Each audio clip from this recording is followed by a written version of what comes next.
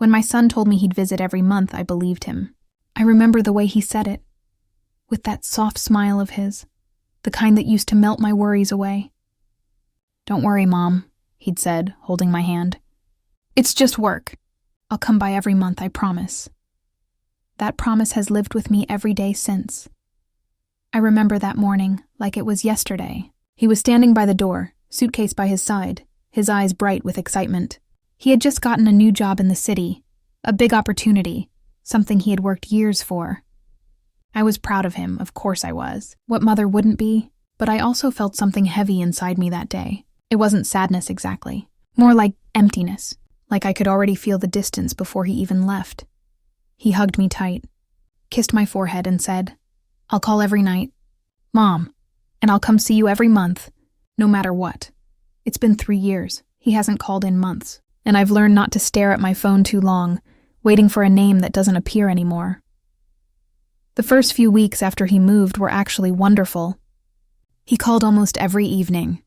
We'd talk about his work, the new people he met, the little apartment he was setting up. He told me about the grocery store near his building, the coffee shop he liked, the neighbor who baked cookies and left them by his door.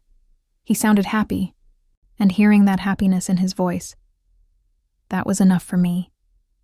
I'd make tea in the evenings and sit by the window with my phone beside me. Sometimes, when he called, I could hear traffic in the background. It reminded me of the world he was now a part of. Fast, busy, full of things to chase. I told myself I shouldn't get in the way of that. He was growing, building his life, doing everything I'd hoped for him. So when he missed our call one night, I told myself it was fine. He must have been tired. When he missed the next 2 nights, I convinced myself he must be working late. And then, when a week went by, I began to worry. I tried calling him, but it went to voicemail. His voice, cheerful and confident, said, "Hey, it's me! Leave a message. I'll get back to you soon." I left a message, then another, and then one more. I didn't want to sound desperate, so I kept them short. "Just checking in, sweetheart. Hope you're eating well. Love you." Days passed, then weeks. He did call eventually. He said, "Sorry, Mom, things got crazy at work." I didn't even realize how much time passed. I laughed, told him it was all right, that I understood, but deep down, I felt a quiet ache, because time had passed, and with it, a little piece of our closeness. The first month went by, then the second.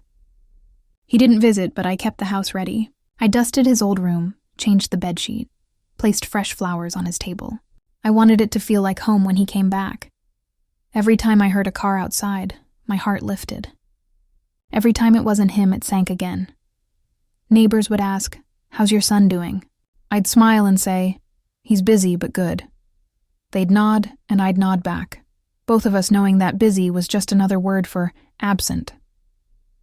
One Sunday, I baked his favorite cake. I don't even know why. Maybe I thought he'd surprise me. Maybe I just missed the smell of it in the house. I set 2 plates on the table, one for him, one for me. That evening I ate both slices, slowly, quietly.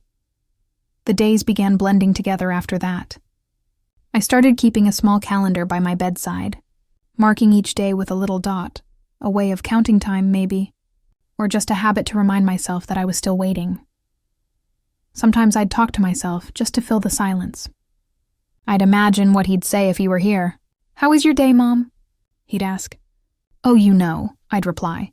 "Same old. I cleaned the kitchen, watered the plants, read a bit." He'd smile, the way he always did when I said something ordinary. He used to say, "You make the simplest things sound peaceful, but peace isn't the same as loneliness." And I've learned that silence can be louder than noise. One evening, my neighbor Clara stopped by. She's around my age, kind, chatty, always checking in. She brought over some soup and asked, "Any word from your son lately?" I smiled faintly. "He's doing well, I think. Just busy." She hesitated before saying softly, "You should visit him, you know. Maybe he just needs a little reminder." I thought about that for days. I imagined myself standing at his door, suitcase in hand, waiting for him to open it. I imagined his surprised face, maybe happy, maybe not. But then I thought about how different his life must be now. The fast pace, the noise, the people I don't know. I didn't want to be another responsibility he had to manage, so I stayed. The months passed like quiet waves. Birthdays, holidays, little anniversaries, all marked with silence. I still sent him messages. Happy birthday, love. I hope you're smiling today. Happy New Year, sweetheart. May this year bring you peace. He replied to a few. Short, polite, almost rushed. Sometimes just a heart emoji.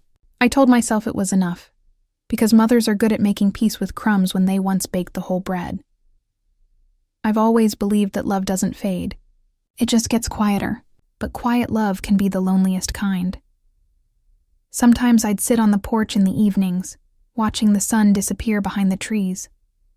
I'd imagine him driving up the road, the same way he used to when he was younger, waving at me from the car, smiling so wide that I'd forget every lonely hour that came before it.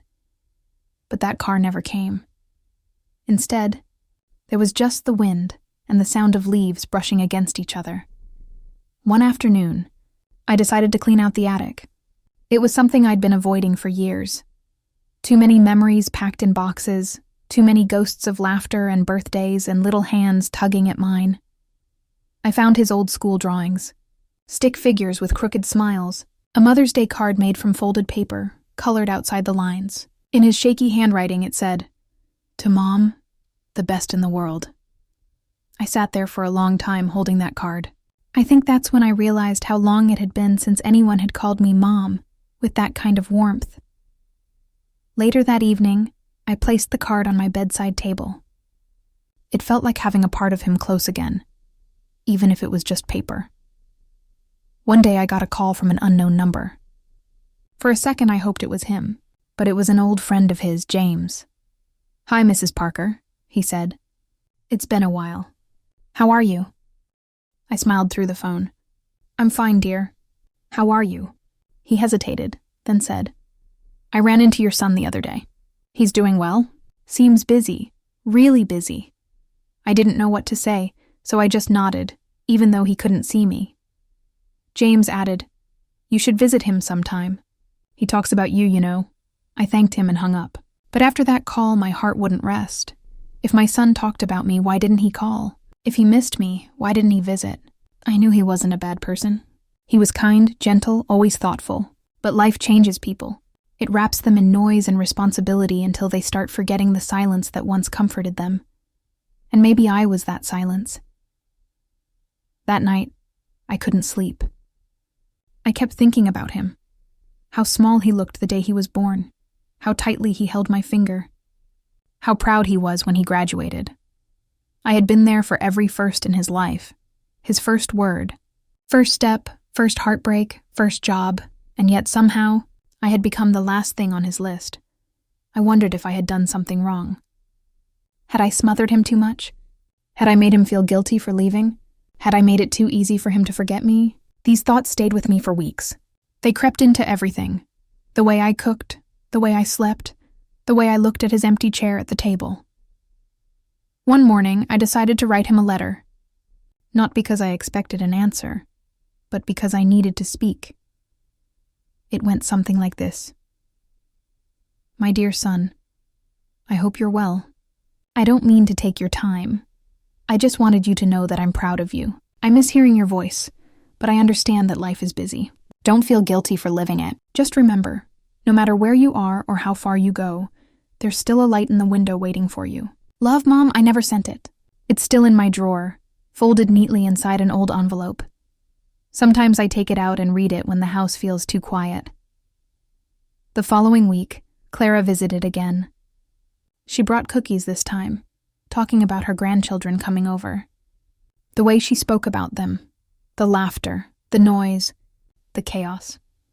It filled the room with a kind of life I hadn't felt in years. I smiled and nodded, listening to her stories, pretending it didn't hurt. When she left, the silence that followed felt heavier than ever. I walked to the kitchen, poured myself a cup of tea, and just stood there staring at the window. The reflection staring back at me looked older. Not just in the lines on my face, but in my eyes. Eyes that had been waiting too long. A month later, something unexpected happened. A letter arrived in the mail, with his handwriting on it. My heart almost stopped. I tore it open quickly. It was short, just a few lines. Hey, Mom. Sorry for being so out of touch. Things have been crazy here. I'll visit soon, I promise. Maybe next month. Love, David. I read that letter at least 10 times that day. Each word felt like sunlight after a long winter. He remembered me. He still cared. And he promised, again, to visit soon. That night, I cooked his favorite dinner. I even ironed his bed sheets, just in case. The days passed slowly after that. Every morning, I woke up and thought, maybe today. Every night, I went to bed whispering, maybe tomorrow. But the days turned into weeks and no one came. Then, one morning, it rained. Heavy rain, the kind that soaks through your clothes and chills you to the bone. I stood by the window watching it fall, thinking how much he used to love the rain as a child. He'd run outside, arms wide open, laughing. I'd scold him gently, "You'll catch a cold," and he'd laugh even harder. And when he came inside, dripping wet, I'd wrap him in a towel and make him hot soup. That memory felt so close I could almost touch it. But then the phone rang, and my heart leapt. It wasn't him. It was the bank. Just a routine call about an account update. I thanked them, hung up, and went quiet again. I realized then that hope can be both a gift and a wound. It keeps you alive, but it also keeps you waiting. One evening, I saw a young man walking by my house who looked just like him from a distance. Same hair, same walk. For a moment, I forgot to breathe. But when he turned, it wasn't him. And I felt foolish, like a child waiting for magic. I went inside and sat on his old bed. The scent of dust and faded memories filled the air. I closed my eyes and whispered to no one in particular, maybe next month. But deep down, I think I already knew. He wasn't coming. Not soon. Maybe not ever. It was early spring when everything changed. The air felt lighter. The flowers began to bloom again. And for the first time in a long while, I felt a small spark of peace. I had learned to live with the waiting. Quietly, gently. Every morning, I brewed my tea, opened the curtains, and whispered a little prayer for him. I no longer counted the days. I just let them pass. Then one afternoon, there was a knock at my door. My heart jumped. It had been so long since anyone knocked like that. 3 quick taps, just like he used to. I wiped my hands on my apron and hurried to the door. When I opened it, my breath caught. It wasn't him. It was a young woman, standing there in the soft sunlight. She had kind eyes and an uncertain smile. "Hello," she said. "You must be Mrs. Parker." I nodded slowly. "Yes, and you are?" She hesitated, then said, "My name's Lily. I work with your son." My heart tightened. "Oh, David, is he all right?" She smiled gently. "He's fine. Really, he's doing well, actually. I'm sorry for showing up like this, but I was visiting family nearby and I just thought..." She paused. "I thought I should come meet you." For a moment, I couldn't speak. It had been so long since anyone had mentioned him in person. Hearing his name in my home again felt both beautiful and painful. "Please," I said softly. "Come in." We sat at the kitchen table, the same table where he used to do his homework. I poured her some tea. She looked around quietly, her eyes settling on the framed photos on the wall. "You have a lovely home," she said. I smiled. "It used to be louder, fuller." She looked down at her cup, hesitating. Then she said, "David talks about you a lot. He misses you." My eyes stung. "He does?" She nodded. "He doesn't say it directly, but I can tell. Whenever someone talks about family, he goes quiet. Or he'll tell a story from his childhood, about you baking cookies, or the way you'd make him tea before exams." I smiled faintly. He used to get so nervous before exams. I'd sit with him the whole night. Lily nodded. "He told me that. He said he wouldn't have made it through without you." The words warmed something deep inside me. Something I thought had turned to stone.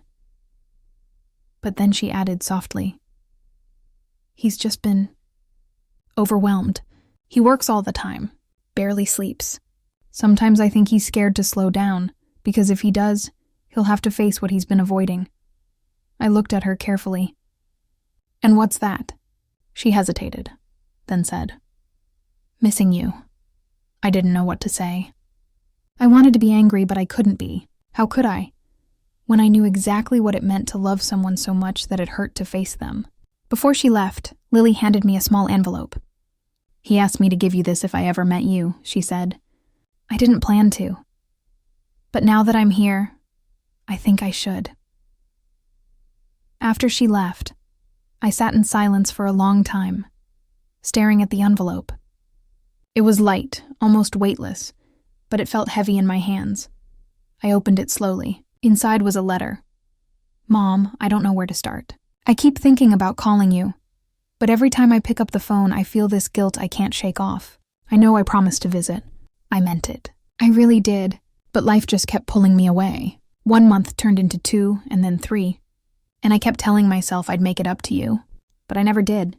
And now, every time I think about showing up, I feel ashamed. I don't know how to face you after all this time. I hope you can forgive me. Love, David." I read it again and again until the words blurred. For a long time, I just sat there, my hands trembling, my heart both breaking and healing at once. He wasn't cruel. He wasn't careless. He was just human. Sometimes love doesn't die because people stop caring. It fades because they start carrying too much. That night, I slept peacefully for the first time in years. The next morning, I woke up early, made breakfast, and smiled at the sunlight filling the kitchen. And then I did something I hadn't done in a long time. I called him. It rang 3 times before he answered. When I heard his voice, my throat closed up. "Mom?" he said softly. I could hear the hesitation, the guilt, the hope. "Hi, sweetheart," I whispered. "It's been a while." He was silent for a second, then said, "I'm so sorry, Mom. I don't even know where to start." "It's all right," I said quietly. "You don't have to explain," he sighed. "I should have visited. I kept meaning to. I just couldn't face how much time had passed." I smiled to myself. "Time passes anyway, love. All that matters is what we do now." He promised, again, to visit, and I believed him again. But this time, I believed not because I needed him to come, but because I wanted to forgive. Sometimes forgiveness isn't about the other person. It's about freeing your own heart from the waiting. 2 weeks later, I heard from him again. This time his voice sounded different, lighter. "Mom," he said, "I'm coming this weekend."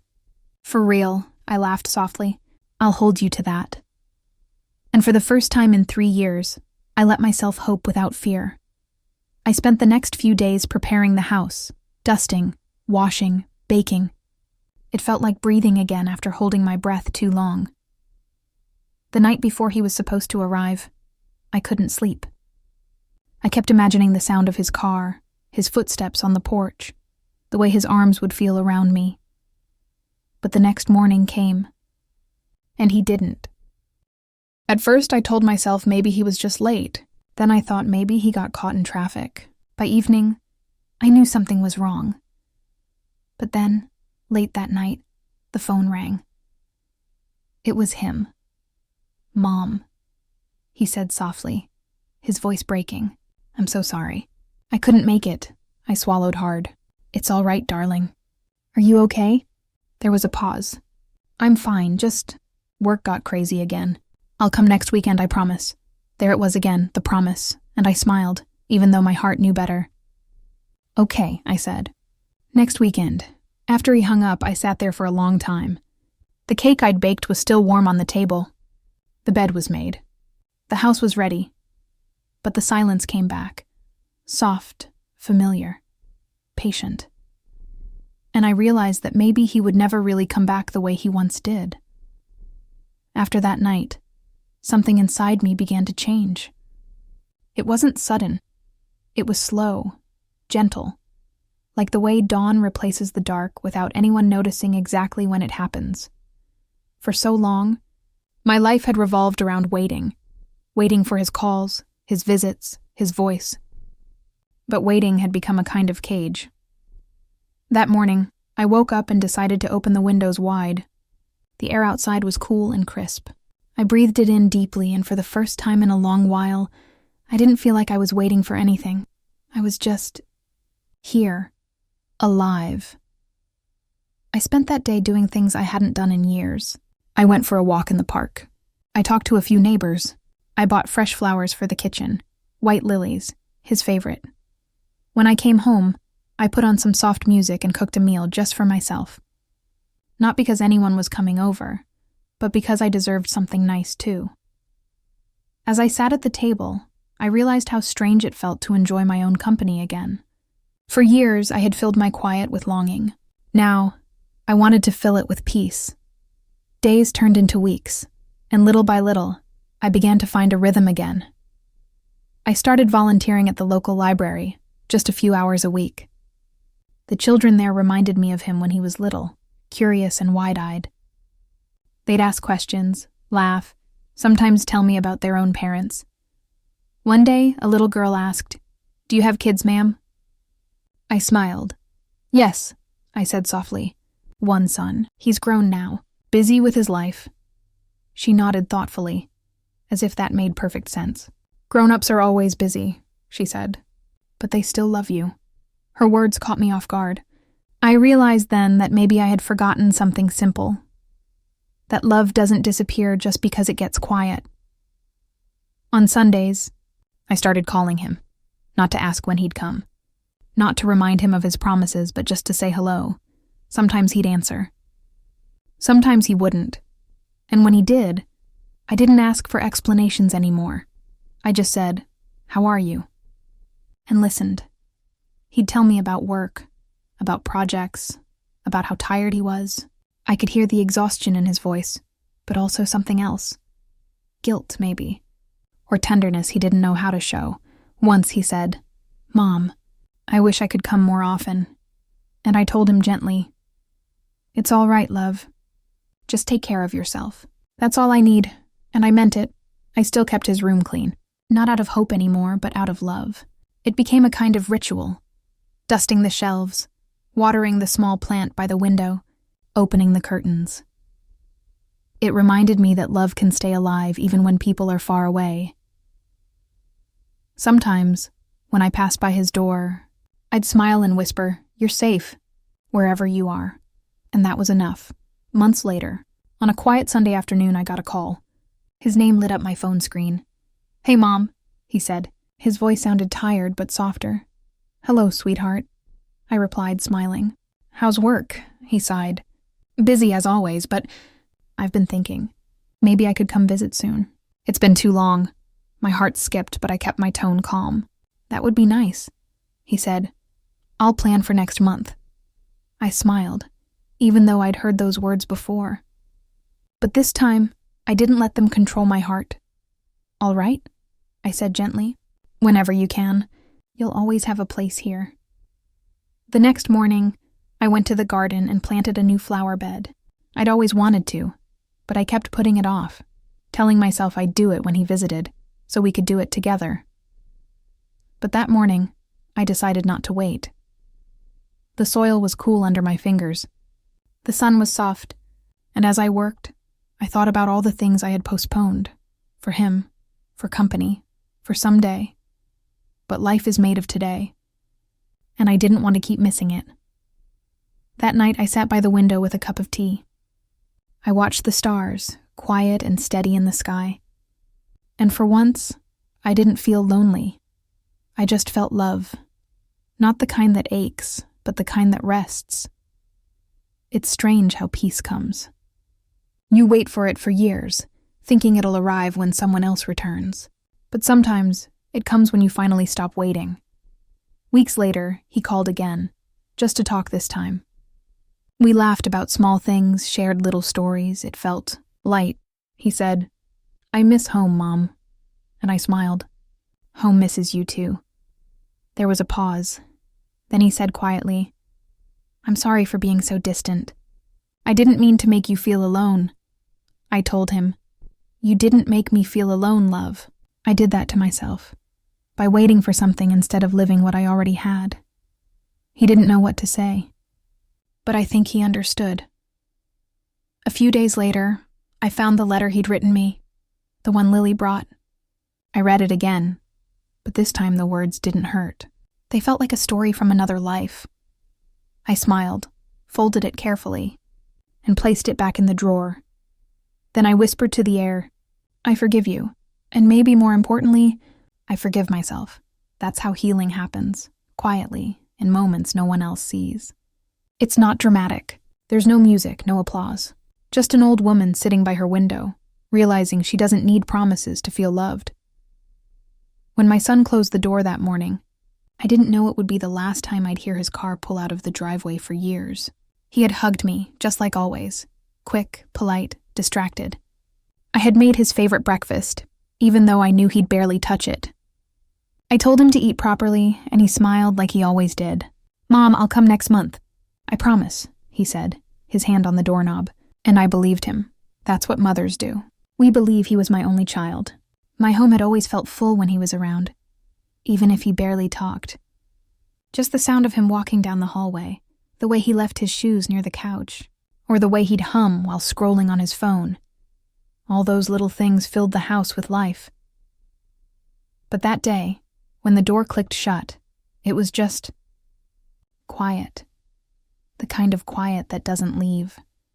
I remember sitting at the table long after he left. His plate still had a piece of toast on it. The tea had gone cold. The chair across from me was empty, and I just sat there, thinking about how quickly time passes. How easily children grow up and start to drift away, like kites that you can no longer hold on to. He had moved to another city for work a few years earlier. I was proud of him, of course. Every mother is. He had worked so hard to build a life for himself. I used to tell people, "My son is doing well, he has a good job, he's married now." It made me happy to say that. But slowly, the visits became shorter. First, he used to come every weekend, then once a month, then once every few months, and then came the promise. That one I remember clearly. "I'll come every month, Mom, no matter what." I don't know why I held on to those words so tightly. Maybe because I needed them. Maybe because they were the only thing that made the waiting easier. The first month, I cleaned the whole house the night before he was supposed to arrive. I baked a cake, changed the bed sheets, and made all his favorite dishes. I even watered the little plant he gave me years ago, the one that sits by the kitchen window. I wanted everything to look perfect. He didn't come that weekend. He called instead, said something had come up at work. He sounded tired but cheerful. "Next week for sure, Mom," he said. I said, "It's okay. Take care of yourself." And I meant it. I always mean it. The next week came and went. He didn't call. I told myself he must be busy. I didn't want to sound needy. Mothers shouldn't complain. That's what I've always believed. But there's a kind of silence that grows heavier each day. It starts small. One missed call, one postponed visit, and then, slowly, it becomes part of your life. You start making tea for one instead of two. You stop setting the extra plate. You tell yourself you're fine, but your heart counts the days anyway. I used to check my phone every evening around 7. That was usually when he'd call. Some days he did. Most days he didn't. When he did, the calls were short. 5 minutes, maybe less. He'd ask how I was, I'd ask how he was, and that was it. He'd say, "Mom, I'll visit soon." I'd say, "I'll be waiting." And then the line would go silent. I started keeping a small notebook. Just little things I wanted to tell him when he came next. Things like, "The neighbor's cat had kittens," or, "I tried your favorite soup recipe again, but it didn't taste the same without you." Sometimes I'd even write reminders to ask about his wife, how she was doing. I didn't want to forget. I wanted our next conversation to feel warm, like it used to. But the months turned into a year. And then another. I don't remember when I stopped waiting at the window. Maybe it was after his 2nd anniversary when he didn't visit or call. I had even wrapped a small gift for them, a framed photo of their wedding day. I ended up keeping it on my bedside table instead,